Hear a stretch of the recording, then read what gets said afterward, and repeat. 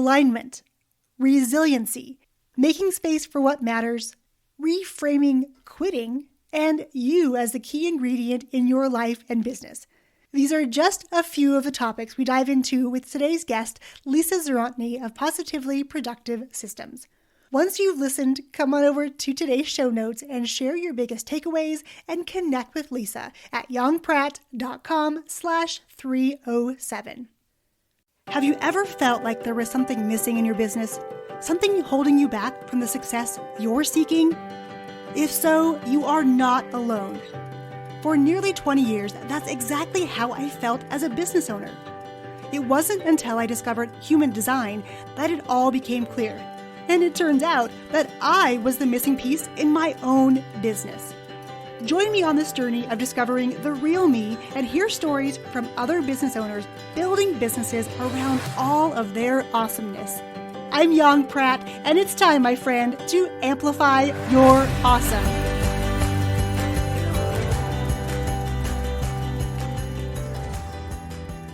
Hey, everyone. Welcome back to the Amplify Your Awesome podcast. I am so excited to introduce you to today's guest because she's all about simplification and efficiency, and you all know how much I love those things in business in particular. Our guest today is Lisa Zerotny. Now, Lisa has an amazing background. She's a certified stress and management and productivity coach. She's the founder of Positively Productive Systems and is the host of the Positively Living podcast. Lisa, it's been a long time coming. I'm so glad we're finally connecting and doing this interview. Thanks for being here. Oh, thank you for having me. You're right. It's been a long time in coming, but the timing is so perfect. I'm so excited to talk to you about this topic in particular. Yeah, such a good topic because I think sometimes in business in particular, it's so easy to start going down that road where you add more complication, thinking it's going to actually make things easier. And at the end of the day, you kind of step back and say, what have I done? What have I built? It's so hard. And then you have to start over again. So true. And that's exactly what I help people declutter. So yeah, yes. I'm with you all the way on this. I love this. Decluttering is always at the top of my list. I feel like I'm doing it a lot. So I may need to reach out and say, okay, how do I fix these things? Because they keep coming up. But that's a conversation for another time. Lisa, I would love to go back to before you started your business. What were you doing and how did you get into doing this work? How much time do we have? Really, I talk about it in like the simplest overarching way of saying I went from caregiver to coach. And I think that there are actually a lot of similarities. I've always been a nurturer and a guide for people. I've always loved to mentor people. And my MO tends to be when I figure something out, I want to share it with others. So let's head back to 2007. I was pregnant with my son and we moved my mom in with us, and we knew something was going on, and we found out that she had Alzheimer's. And I was a caregiver for her. I had my son and then my daughter, and it was nearly 5 years that I cared for her, plus an infant and a toddler. And it was an incredibly overwhelming time that's still hard for me to describe because on the one hand, I'm a positive person. I can see the blessings and the lessons, and that's why I'm here today talking to you. And on the other hand, I want to acknowledge how difficult it was. And for those who are in survival mode, who've been through it or coming into it, my heart goes out to you because I understand that overwhelm. So I went through this time. I did the very best I could using all my resources and tools, my tendency to be organized, lots of notebooks and things like that.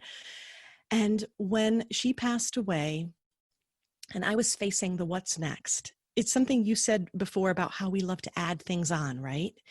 And I thought, oh, well, do I need to get a job now? Or what do I need to do? And something in me, it's like a voice inside me said, you need to stop and reflect and clear the way. Because there were papers piled up and bins and things that had been neglected. Because when you have to be in survival mode, you have to let go of non-essentials and sometimes some essentials too. And I let go of so much, and then I had to deal with it and I had to clear it out. And it was a big life lesson for me because then I realized, oh, all of this Why did I have all of this? Why did it matter at the time? It doesn't matter now.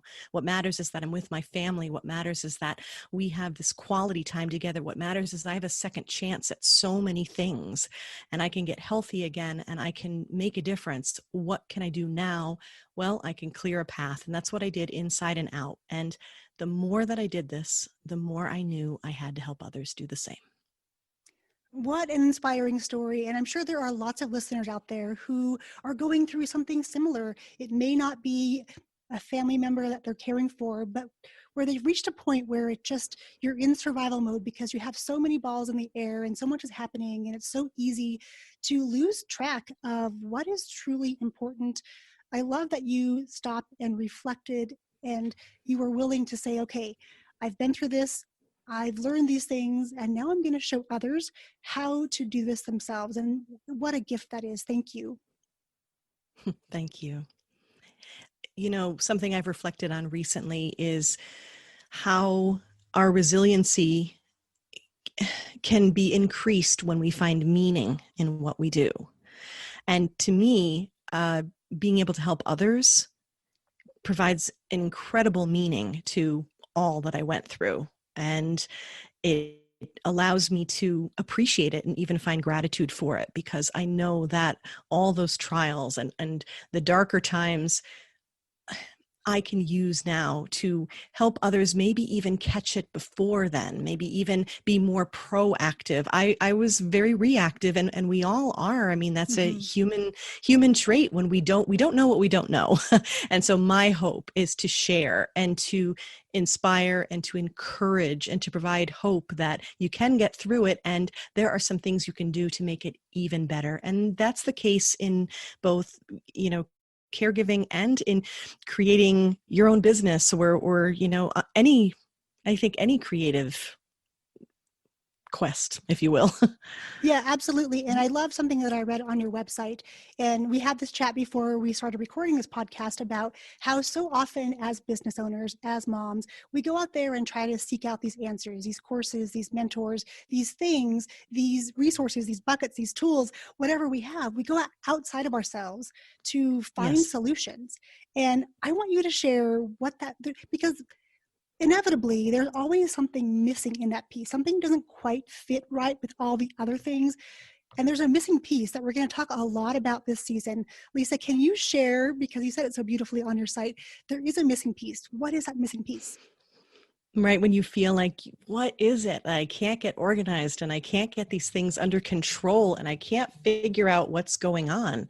What is it that's happening? What am I missing? The answer is you. You're missing you. And the So good. understanding it. Yeah. And it was so perfect because that's exactly what you're talking about. And that is what I coach. I call it value-based decluttering. And then we do personalized systems and habit design because you need to get to know you. And I mean like the real you, not the you Mm-hmm. you think you should be or that others think that you should be or saying that you are. And the thing you're talking about with searching outward, well, that's understandable because we look for information. We have it at our fingertips. It's incredible what we can find, the connections that we have, the online groups. I mean, there's a lot of opportunity out there to connect and grow and learn. And I think it's incredible, but we need to be selective in Mm-hmm. what we choose and make sure we're always checking in with ourselves. And if we're not sure, we need to get to know ourselves better. Yeah, and I love that you use the term getting to know the real you and digging in and finding that, because on this podcast, I'm going to be sharing the journey of discovering the real me, because in business in particular, it took me over 20 years to get to a point where I finally feel like I'm the real me, because I was trying to emulate others' successes. And it was okay. It didn't always give me the greatest results, but it was all right. And I kept thinking, oh, I must need to learn more. So the fact that on your website, that the missing piece often that we just overlook, because we're not really taught, I think, from a young age to think about ourselves as our Mhm. greatest resource. So I love that in your coaching and in your world, focusing on the real you is at the core. I love that. Absolutely. And that brings in the authenticity that you're talking about. And, you talk about amplifying your awesome. Well, when you're not in alignment, when it doesn't Mhm. feel right, and that will happen sometimes when we procrastinate or we don't get something done or we don't complete a project. We love to say, that, oh, there's something wrong with me, or we love to bring in the shame or think that we're not efficient or we didn't learn it properly. But sometimes it's because it's out of alignment with us. It doesn't feel right. We think we're supposed to, so we're trying so very hard, but it doesn't feel right. And when it doesn't feel right, when something doesn't align, you can't show up awesome. So true. And I want to dig into this word alignment because I know it's tossed around in the online space in particular, but no one really talks about what that is. If there is Mhm. someone listening and they're thinking, yeah, there just is something missing, I'm just not sure what it is. What is some advice that you could give for someone seeking alignment, trying to figure out the pieces, trying to get to their real selves? Well, along those lines, because when I say you need to get to know the real you, the first question might be, well, how? Mhm. So, one of the things that I do with clients, and I even have worksheets to help this, is say, well, let's start, having fun with these quizzes and taking a core values quiz, for example. When you understand some of your core values and you start to look back and connect the dots to times in your life when you showed up and you were just, when we use the phrase, the things that make you light up, Mhm. that's a great example. When you can highlight and pinpoint those moments where you just felt so completely you, when somebody maybe in a relationship with you, you felt so comfortable that you were totally you. What were you doing? How were you showing up? Were you imparting knowledge and teaching, or were you learning, or were you, what were you doing? And you can start to match up what we call core values. Mhm. And that's the alignment part, when what you're doing matches what you can feel inside. You're right. There's a bit of, the buzzword thing going on, and sometimes it can feel a little woo woo, but it's more of checking in to make sure that your actions fit your beliefs, Yes. right? And so integrity is a big one of mine. So if someone says to me, you need to be an affiliate, for everything and be able to make income that way, I don't feel right about that, because it's very important for me to show up for my clients to say what's best for you. And if I become an affiliate for something, then there's the chance that there's a conflict of interest there, that I may be pushing a system or something that might not be right for them. And that doesn't fit for me. So that's a case of me having to make a choice in my business that feels right for me based on my values. Yeah, and I love that. And in the conversations I've had for this new season, so many of the entrepreneurs I've talked to bring up this idea of values. And we've talked about how sometimes, we get so excited about building the thing, building the business, building the program, that we overlook the simplest things like the values, because they really are the pillars that hold up the rest of the business. And without them, yes, you can reach a certain level of success without them. But Mm-hmm. if they're not there, at some point, there's going to be some big gaps. And that usually leads us into some challenges. And I know personally, I have faced that several different times because I wasn't clear on the values that I had, because I was trying to base my value system off of other people's and what they valued and tried to make it fit with me. And again, the whole thing with me missing from my business, it was so true. So if you're out there listening, Lisa said, asking the questions about what is it that you love to do that lights you up, that's so easy for you, the relationships you had. And, for me, one of the keys here is getting into that state of flow where you start and you sit down and you do something, and before you know it, hours have passed and Mm-hmm. it's felt like fun and play, and it didn't feel like work. When you get to a place like that, and it may take some time to discover, that's okay. But when you Yeah. can get to that state, that's when your business starts to really be much more peaceful, much more joyful. And I'm going to say this word, and I know I get a lot of flack for this, but ease, like Mm. having things be easy, because I think we're so ingrained to think, oh, business has to be hard. This has to be hard. You have to have challenges in order to achieve something big. It has to be really difficult. But I have found it to be exactly the opposite, that those things that are coming easy, that are joyful, that are fun, those things in my business have produced the greatest results. What about you, Lisa? Yeah, I agree 100% with this. So many things are coming to my mind as you describe this. One is this idea that when it is easy, in the sense that we approach it with ease, that it feels natural. Yes. Maybe we use that word, whatever word you want to use, that puts you in that state of flow where you're like, this is just me being me. This is what I love to do. You show up with that energy, and it's that energy that attracts people. Yes. There are a ton of people out there who talk about productivity and organizing, but only one of them does it my way because it's me and how I connect and what words I use. And so that's that authenticity right there, and that ease. You find it when you match those two up. The other thing, I like to think, I always talk in terms of decluttering. So you're using these values and what matters to you and what you love to do and your personality. It's a combination of these things as what I call filters to make the decision. Does this work or doesn't it? And one thing that you pointed out, I think is so important, is that we do try. Maybe there's something you're like, that sounds interesting. I kind of like that idea. Let me give it a go. But don't be afraid to say, oh no, that doesn't work. And even if someone's like, no, you need to stick with it. That's really what we're supposed to do. I was so successful with it. Just keep doing it. If you don't feel it, trust yourself. Right. It's not quitting. See, I think we keep putting meaning on some of these choices and the trials and errors that we go through, and we talk about quitting and failure, and I think we need to let that go. It's figuring out what works and what doesn't, and it's filtering out, and in my case, as I say, decluttering. I love that. And the idea of filtering is such an interesting one because it's a very, in my mind, it's very visual. I can filter things through a certain lens or a certain viewpoint.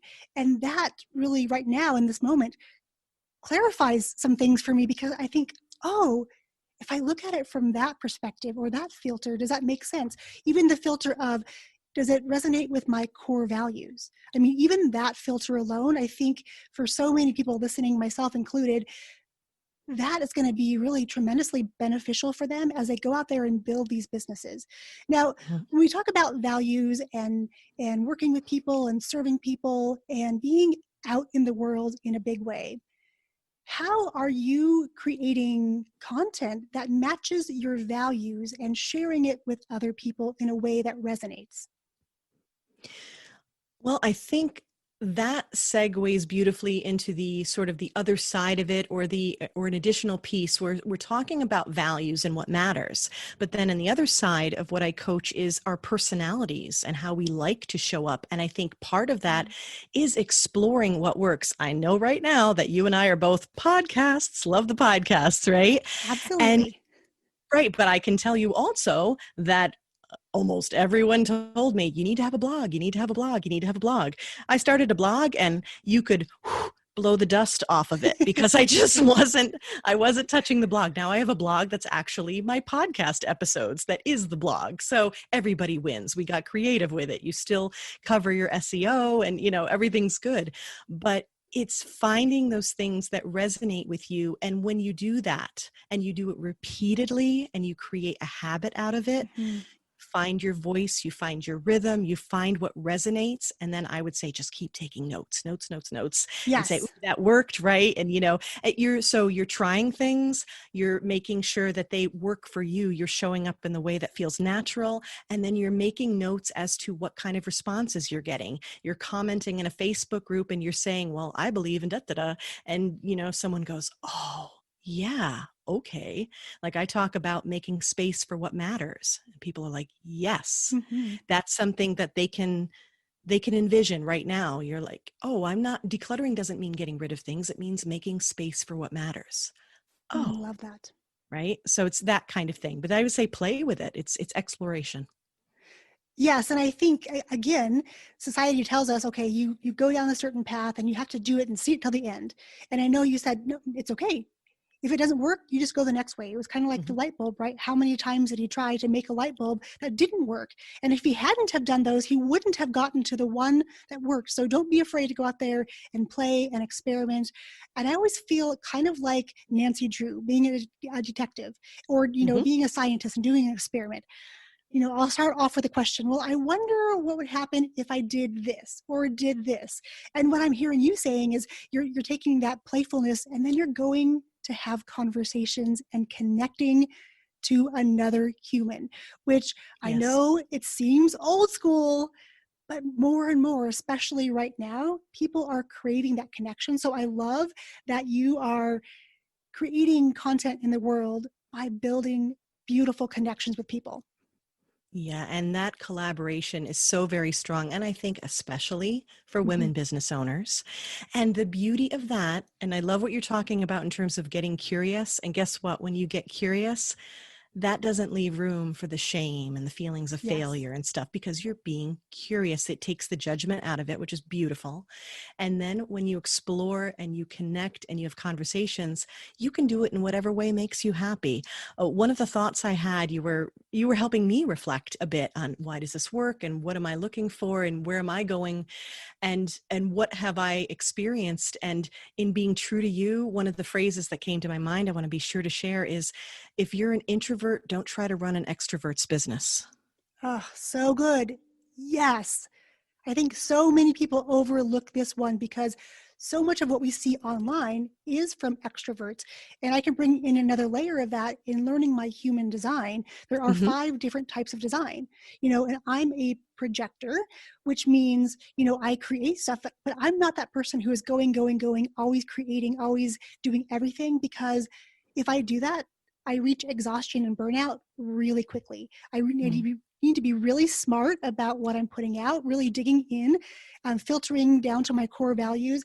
And then when I do that, plus have these connections and collaborations with other people, Mm-hmm. yes, there's just magic that happens when all those things align. And then you can build this business that is based on you and you alone. Yes, you can learn from other people, but here's the thing. You have to take what serves you and leave the rest out. And I tell my students that all the time. Here's the way that I figured out how this works. I'm going to share this with you. But really, take the parts that feel good, that work for you, that make sense. If you need to move them around, cool. If you need to take things out or add things in, that's okay too. But here is a framework that you can make yours rather than, okay, just do this, and you're going to build this kind of business.